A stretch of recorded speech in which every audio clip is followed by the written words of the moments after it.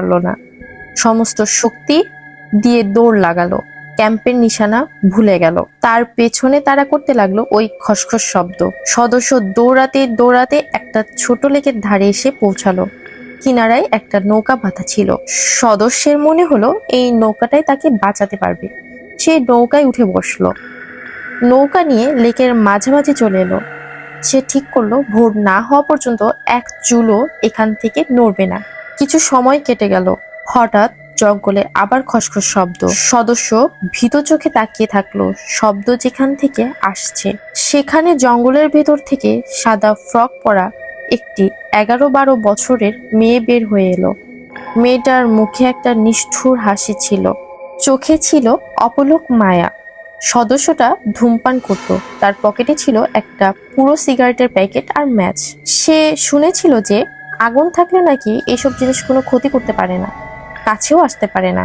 তাই সে সিগারেট ধরালো। হঠাৎ মেয়েটার রক্তহীন করা একটা অট্টহাসি দিয়ে বলল, কতক্ষণ সিগারেট খাবি? আগুন তো নিভেই যাবে, আলো তো একসময় শেষ হবে, তখন আর বাঁচবি না। সদস্য থরথর করে কাঁপতে লাগলো।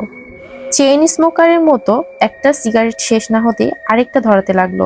তার উদ্দেশ্য ছিল কিছুতেই যাতে আগুন না নিভে, কিন্তু এভাবে আর কতক্ষণ? সিগারেট শেষ হয়ে গেল। এখন উপায়? ম্যাচে অনেক কাঠি ছিল। সদস্য ওইগুলো একটার পর একটা জ্বালাতে লাগলো।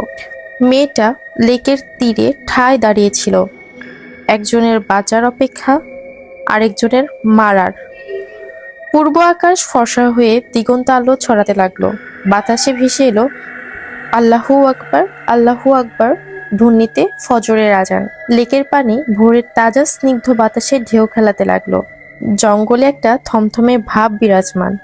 জীবন মৃত্যুর সন্ধিক্ষণে দাঁড়িয়ে একজন মানুষ, আরেকজন অশরীরী। মেয়েটি চলে যেতে প্রস্তুত হলো, জঙ্গলের দিকে ধীরে ধীরে এগুতে লাগলো। হঠাৎ থমকে দাঁড়ালো, ধীরে ধীরে মুখটা লেকের দিকে ফেরালো। ঠোঁটে নিষ্ঠুর হাসি ফুটিয়ে বলল, এবারের মতো বেঁচে গেলি, পরের বার আর বাঁচবি না। সদস্যের চোখের সামনে মেয়েটা অদৃশ্য হয়ে গেল। চোখে অপলক মায়া, কিন্তু গভীর এক দুঃখবোধ। সদস্য সূর্য না ওঠা পর্যন্ত লেকের পানিতেই ছিল।